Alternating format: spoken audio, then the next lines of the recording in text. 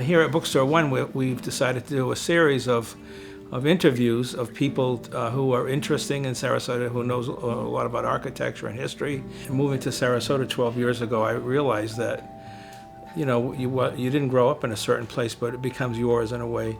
And then the people we have who can tell the stories about this, who have been here for a long time. These are people who are either historians or architects. The whole series is called Celebrating Sarasota. And we'll begin with Jeff Lahurd, who's a renowned historian here, one of the best I've ever met.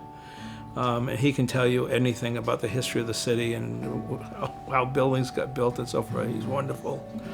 The other gentleman is Joe King, and he co-authored a book about Paul Rudolph, so he's going to talk about that. Many people don't realize that Paul Rudolph, famous architect who was head of the Yale School of Architecture, came from Sarasota, and his legacy is still here with all the wonderful buildings that are here. Then I have two architects.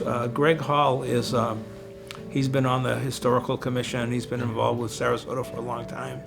He's a very contemporary architect, but he loves some of the old buildings. He's done a lot of restorations, and he's going to talk about the history of the city and how certain neighborhoods became celebrated by being historic districts or whatever.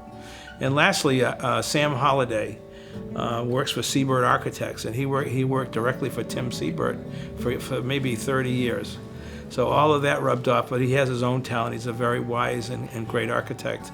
And he's going to talk about contemporary Sarasota, what's going on today, and some of the changes that are going to be made. So it should be a good series.